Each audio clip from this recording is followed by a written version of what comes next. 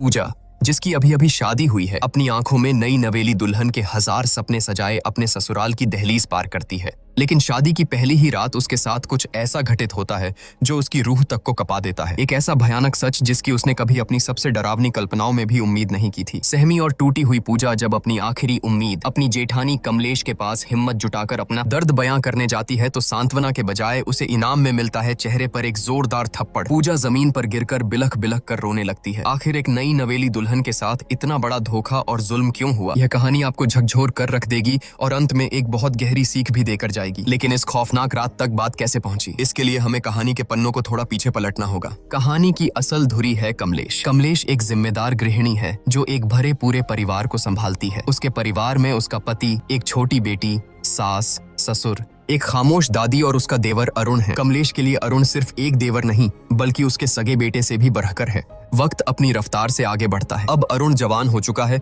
और पूरा परिवार उसके लिए रिश्ता देखने जा रहा है। जिस लड़की को देखने पूरा परिवार जा रहा है उसका नाम है पूजा। इंग्लिश ऑनर्स में बीए कर चुकी पूजा अपनी बातों और आत्मविश्वास से सबका मन मोह लेती है। जब वह अपनी मीठी आवाज में एक अंग्रेजी गाना गाकर सुनाती है तो मानो पूरा परिवार उस पर फिदा हो जाता है। अरुण तो जैसे उसे देखते ही अपना दिल हार बैठता है। लेकिन इस पूरे कमरे में एक शख्स ऐसा था जिसके चेहरे पर खुशी की जगह एक उलझन थी। कमलेश को पूजा का यह मॉडर्न और बेबाक अंदाज बिल्कुल रास नहीं आता, लेकिन अरुण की खुशी और उसकी जिद के आगे कमलेश को झुकना ही पड़ता है। मन मारकर ही सही, वह इस रिश्ते के लिए हामी भर देती है। उसी दिन चट मंगनी पट ब्याह की तर्ज पर धूमधाम से रिंग सेरेमनी हो जाती है। पूजा की उंगली में अरुण के नाम की अंगूठी सज जाती है, लेकिन किसी को नहीं पता था कि यह खुशियां सिर्फ एक रात की मेहमान हैं। अगली सुबह कमलेश अपनी सास के साथ ऑटो से कहीं जा रही होती है। अचानक रास्ते में उनकी नजर एक भारी भीड़ और शोर शराबे पर पड़ती है। कुछ लोग सड़कों पर विरोध प्रदर्शन कर रहे थे। तभी भीड़ के बीच कमलेश की नजर एक ऐसे चेहरे पर पड़ती है जिसे देखकर उसके पैरों तले जमीन खिसक जाती है। वह सरेआम भड़क उठती है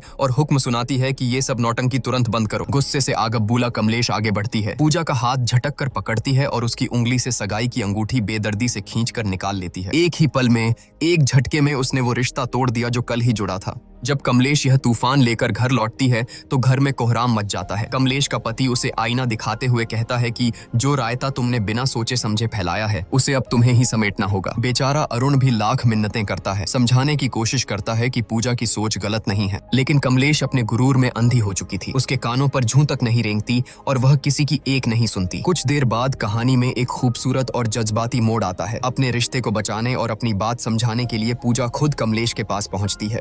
वह बहुत ही नरमी से माफी मांगते हुए कहती है कि अगर हम सही के लिए और दूसरों के हक के लिए खड़े नहीं होंगे तो यह दुनिया धीरे धीरे खत्म हो जाएगी। कमलेश जो भले ही पुरानी सोच की थी लेकिन दिल की साफ थी, पूजा की बातों की गहराई को महसूस कर लेती है। उसका दिल पसीज जाता है और वह मुस्कुराकर कहती है कि मुझे बातें जरा देर से समझ आती हैं, लेकिन जब एक बार समझ आ जाएं तो मैं सही का साथ कभी नहीं छोड़ती। यह कहकर कमलेश पूरे मान सम्मान के साथ वो अंगूठी वापस पूजा को सौंप देती है। आखिरकार शहनाइयां बजती हैं और अरुण तथा पूजा विवाह के बंधन में बंध जाते हैं। लेकिन शादी की इस चकाचौंध के बीच एक परेशानी छिपी थी। शादी वाले दिन पूजा की तबीयत बेहद खराब थी। तेज बुखार और बदन दर्द के कारण उसका बुरा हाल था। फेरों के वक्त भी वह दवाइयों के सहारे मुश्किल से खुद को खड़ा रख पा रही थी। शादी की रस्में पूरी होने के बाद आती है वो रात जिसे हर नई नवेली दुल्हन अपनी जिंदगी की सबसे खूबसूरत रात मानती है, सुहाग रात। अरुण कमरे में आता है और कुछ इधर उधर की औपचारिक बातों के बाद वह पूजा के करीब आने लगता है। पूजा जो दर्द और बुखार से टूट रही थी बहुत ही स्पष्ट शब्दों में अरुण से कहती है कि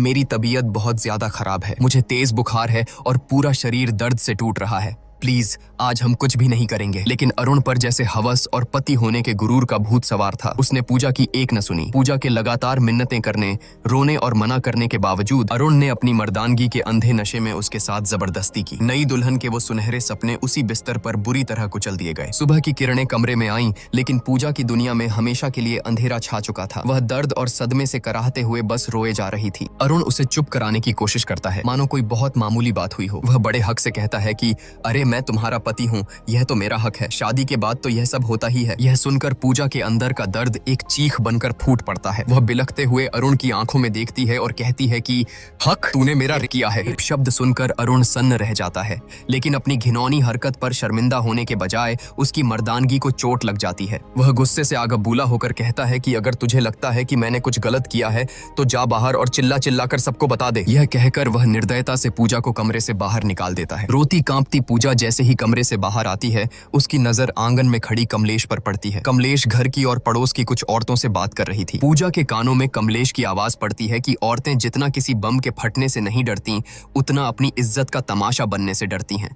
यह एक वाक्य पूजा के सीने में किसी जहरीले तीर की तरह चुभ जाता है। उसे तुरंत समझ आ जाता है कि जिस समाज और परिवार में वह खड़ी है, वहां अगर उसने अपना मुंह खोला तो उसे न्याय नहीं मिलेगा, बल्कि इस घर में उसी की इज्जत का सरेआम तमाशा बन जाएगा। समाज और बदनामी के इसी खौफ से हारकर एक जीती जागती हक के लिए लड़ने वाली लड़की अपने आंसू पीते हुए खामोशी से वापस उसी घुटन भरे कमरे में लौट जाती है। उसके मासूम दिल में कहीं न कहीं यह उम्मीद बची थी कि शायद अरुण को अपनी हैवानियत का एहसास हुआ होगा, शायद वह अपनी गलती मानेगा और उससे माफी मांगेगा। लेकिन अरुण का रवैया देखकर पूजा के पैरों तले बची खुची जमीन भी खिसक गई। पूजा पहले से ही असहनीय दर्द में थी, लेकिन अरुण ने अपनी हवस को प्यार का नाम देकर एक बार फिर उसके साथ जबरदस्ती की। पूजा अंदर तक टूट चुकी थी। उसे समझ आ गया था कि जिसे दुनिया पति पत्नी का प्यार कहती है, वह उसके लिए सिर्फ और सिर्फ एक वैवाहिक बल था, जिसके खिलाफ वह कुछ नहीं कर सकती थी। अगली सुबह कमलेश की नजर छत की बाउंड्री पर गुमसुम खड़ी पूजा पर पड़ी। पूजा की आंखों की वीरानी और उसका खामोश चेहरा देखकर कमलेश का दिल धक से रह गया। कमलेश के लाख पूछने पर भी पूजा ने रात का वह खौफनाक सच नहीं बताया। कमलेश समझ गई कि कुछ तो बहुत गलत हुआ है और वह बिना ज्यादा सवाल किए पूजा को उसके मायके छोड़ आई। मायके पहुंचकर पूजा ने सोचा कि शायद दुनिया में एक माँ ही है जो अपनी बेटी का दर्द समझ सकती है। उसने अकेले में अपनी माँ को बीती रात की सारी सच्चाई और अरुण की दरिंदगी के बारे में बता दिया। लेकिन जो जवाब उसकी सगी माँ ने दिया,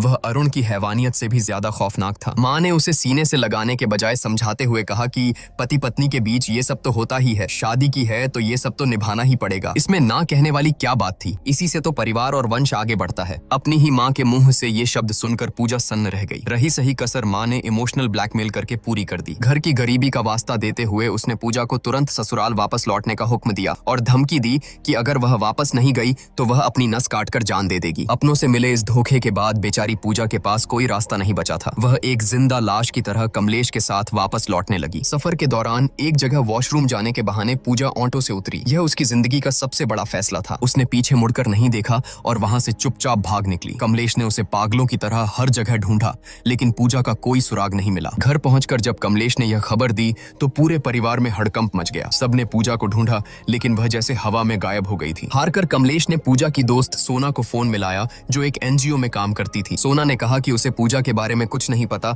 लेकिन वह उसे ढूंढने की पूरी कोशिश करेगी। आखिरकार सोना की तलाश पूरी होती है। पूजा उसे एक सुनसान पार्क के कोने में गुमसुम किसी सहमी हुई बच्ची की तरह बैठी मिल जाती है। जब कमलेश वहां पहुंचती है तो पूजा हिम्मत जुटाकर अरुण की उस खौफनाक रात की सारी दरिंदगी और सच्चाई कमलेश के सामने उगल देती है। लेकिन सालों से अरुण को अपने बेटे की तरह पालने वाली कमलेश का अंधा विश्वास सच्चाई पर भारी पड़ जाता है। सच सुनने के बजाय कमलेश का गुरूर टूटता है और वह गुस्से में आकर पूजा के गाल पर एक जोरदार थप्पड़ जड़ देती है। वह चिल्लाती है और पूजा को लगभग घसीटते हुए वापस उस कैद खाने में ले आती है। भले ही कमलेश ने पूजा को थप्पड़ मार दिया था, लेकिन एक औरत होने के नाते उसके अंदर शक का एक बीज बोया जा चुका था। वहीं दूसरी तरफ हम देखते हैं कि हनीमून के खूबसूरत वादियों में पूजा अंदर से पूरी तरह वीरान और खौफजदा थी। वह अरुण से एक आखिरी उम्मीद के साथ बात करने की कोशिश करती है, लेकिन अरुण की आंखों में प्यार नहीं, सिर्फ एक भूखे भेड़िए जैसी हवस थी। वह एक बार फिर पूजा की चीखों और आंसुओं को अनसुना करते हुए उसके साथ जबरदस्ती करता है। बेचारी पूजा उस बिस्तर पर तड़प और रोने के अलावा कुछ नहीं कर पाती। वह जिसे अपनी जिंदगी का साथी समझकर समझाने गई थी,